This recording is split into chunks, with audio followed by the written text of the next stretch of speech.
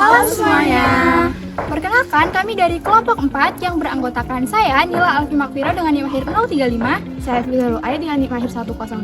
Saya Santia Paraminta dengan NIM akhir 346. Saya Mesya Zafira dengan NIM akhir 027. Di sini kita akan membahas mengenai tema peran akuntansi berbasis kinerja untuk mencegah proyek infrastruktur mangkrak.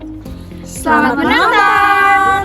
Halo teman-teman semua, kali ini kita akan membahas mengenai sebuah isu penting yang sering menjadi sorotan publik, yaitu peran akuntansi berbasis kinerja untuk mencegah proyek infrastruktur mangkrak. Seperti yang kita tahu, bahwa pemerintah setiap tahunnya mengelontarkan anggaran besar untuk berbagai pembangunan, mulai dari jalan, jembatan, fasilitas olahraga, bendungan, hingga layanan publik lainnya. Semua itu bertujuan untuk meningkatkan konektivitas, produktivitas, dan tentunya kesejahteraan masyarakat. Namun, di lapangan tidak selalu berjalan mulus. Ada proyek yang selesai tepat waktu, ada yang mengalami keterlambatan berulang, dan ada pula yang akhirnya mangkrak bertahun-tahun. Kondisi ini bukan hanya merugikan secara finansial, tapi juga berdampak pada kepercayaan masyarakat terhadap pengelolaan anggaran negara. Karena itu, akuntansi berbasis kinerja hadir sebagai pendekatan yang lebih transparan dan akuntabel dalam memastikan apakah suatu proyek berjalan sesuai dengan target biaya, waktu, dan manfaatnya. Dengan pendekatan ini, kita tidak hanya menilai uangnya habis berapa, tetapi juga sebenarnya menghasilkan apa. Nah, hari ini kita akan membahas bagaimana penerapannya, sekaligus melihat studi kasus yang nyata tentang proyek infrastruktur yang pernah mangkrak, agar kita dapat belajar dari pengalaman tersebut. Setelah kita memahami konteksnya, sekarang mari kita bahas apa sebenarnya akuntansi berbasis kinerja. Akuntansi berbasis kinerja adalah pendekatan pengelolaan anggaran yang tidak hanya melihat seberapa besar uang yang dikeluarkan, tetapi juga menilai apakah anggaran tersebut menghasilkan output dan juga outcome yang sesuai dengan target. Dalam sistem ini, setiap proyek wajib menetapkan indikator yang jelas seperti target waktu penyelesaian, target kualitas pembangunan, target manfaat bagi masyarakat, dan juga efisiensi biaya. Pendekatan ini sangat penting karena seringkali proyek infrastruktur hanya berfokus pada penyerapan anggarannya, bukan pada hasil. Ketika kinerja tidak diukur dengan baik, potensi inefisiensi semakin besar, dan pada akhirnya proyek bisa terhambat atau bahkan mangkrak.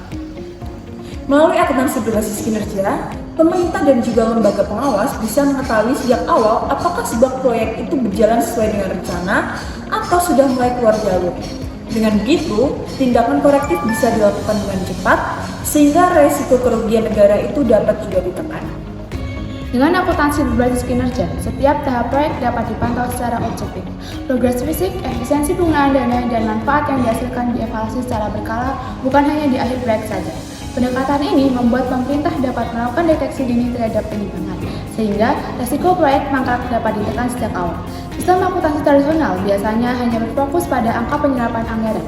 Sebaliknya, akuntansi berbasis kinerja menekankan pada hasil nyata dari penggunaan dana tersebut. Contohnya, bukan hanya anggaran 100 miliar sudah terserap, tetapi juga proyek jalan yang telah mencapai 70% dengan kualitas standar dan biaya per kilometer yang efisien. Pendekatan ini memberikan gambaran yang jauh lebih komprehensif. Jika ditemukan ketidaksesuaian, seperti biaya yang tiba-tiba melonjak atau progres fisik yang melambat, maka perbaikan dapat dilakukan secara cepat dan tepat. Selain itu, data kinerja yang terukur dapat digunakan sebagai dasar pengambilan keputusan, evaluasi kontraktor, serta penentuan prioritas pembangunan. Dengan demikian, akuntansi berbasis kinerja bukan hanya alat pelaporan, tetapi menjadi instrumen manajemen yang strategis untuk memastikan setiap rupiah itu yang keluar benar-benar memberikan manfaat maksimal bagi publik. Ini adalah fondasi penting agar proyek infrastruktur di Indonesia dapat berjalan lebih transparan, akuntabel, dan terhindar dari risiko mangkrak. Salah satu contoh nyata proyek infrastruktur yang mangkrak adalah proyek Hambalang, di mana proyek ini dimulai pada tahun 2010 dengan anggaran sekitar 2,5 triliun rupiah yang dibangun oleh Kemenpora sebagai pusat pelatihan atlet nasional. Nah, tujuan ini sangat mulia, menyediakan fasilitas modern bagi atlet, termasuk lapangan latihan, gedung olahraga, dan sarana pendukung lainnya. Sayangnya, proyek ini mangkrak sejak 2012. Salah satu penyebab utamanya adalah tidak adanya sistem akuntansi yang berbasis kinerja yang bisa memantau proses fisik dan pengguna dana secara real time. Setelah proyek dimulai pada tahun 2010, meskipun dana yang terserap telah mencapai lebih dari 60%, Progres fisik pembangunan Hambalang baru berada di kisaran 35 sampai dengan 40%. Ketimpangan besar antara realisasi anggaran dan capaian pekerjaan ini menunjukkan adanya ketidakefisienan pengelola dana serta lemahnya sistem monitoring yang seharusnya menilai outcome, bukan hanya serapan anggaran. Hal ini merupakan indikator awal bahwa tata kelola proyek tidak mengikuti prinsip akuntansi berbasis kinerja. Selain itu, proyek Hambalang juga menghadapi masalah serius dalam koordinasi antar kontraktor, di mana setiap kontraktor ini menjalankan pekerjaannya secara terpisah tanpa sinkronisasi yang memadai.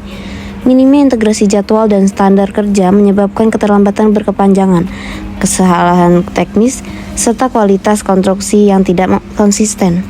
Kondisi ini semakin diperburuk karena tidak adanya mekanisme penilaian kinerja kontraktor berdasarkan capaian fisik atau mutu hasil.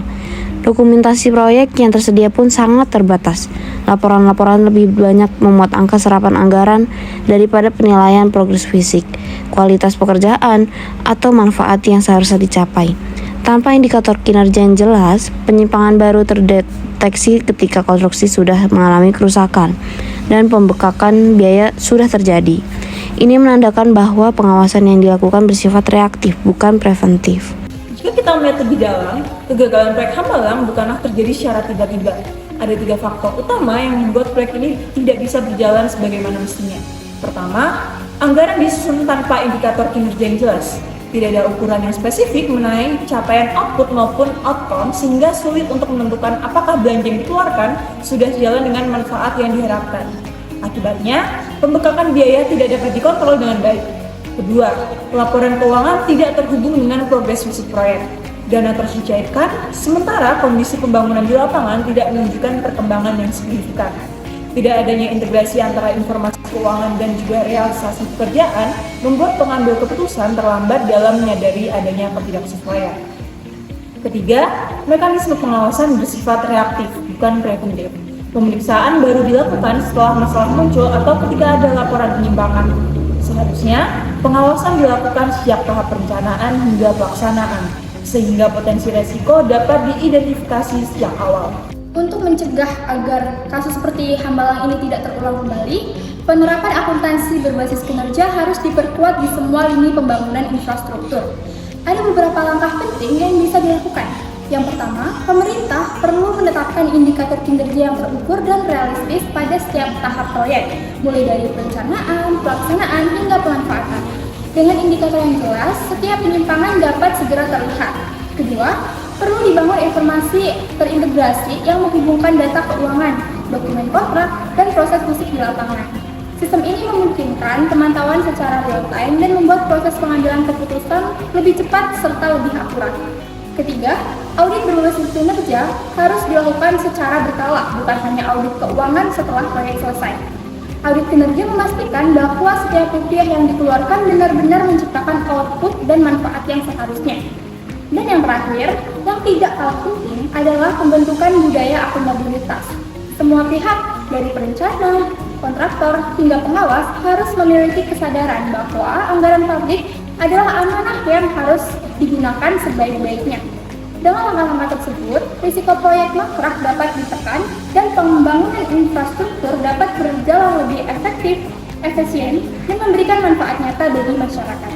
Kasus Hambalang mengingatkan kita bahwa pembangunan infrastruktur bukan hanya soal mengalokasikan anggaran besar, tetapi bagaimana anggaran tersebut dikelola secara efektif, transparan, dan bertanggung jawab. Tanpa perencanaan yang matang dan sistem pengawasan yang kuat, proyek apapun berpotensi berhenti di tengah jalan dan gagal memberikan manfaat bagi masyarakat. Kesimpulannya, akuntansi berbasis kinerja memberikan alat yang jauh lebih komprehensif untuk memastikan proyek berjalan sesuai tujuan. Dengan menghubungkan anggaran, progres fisik, dan hasil nyata, pemerintah dapat lebih cepat mendeteksi penyimpangan, mengendalikan resiko, dan melakukan perbaikan sebelum proyek terlanjur mangkrak. Pendekatan ini bukan sekedar kebutuhan teknis, tetapi fondasi untuk mewujudkan pembangunan yang berkelanjutan dan tepat sasaran. Sekian dari kelompok kami. Terima kasih telah menonton.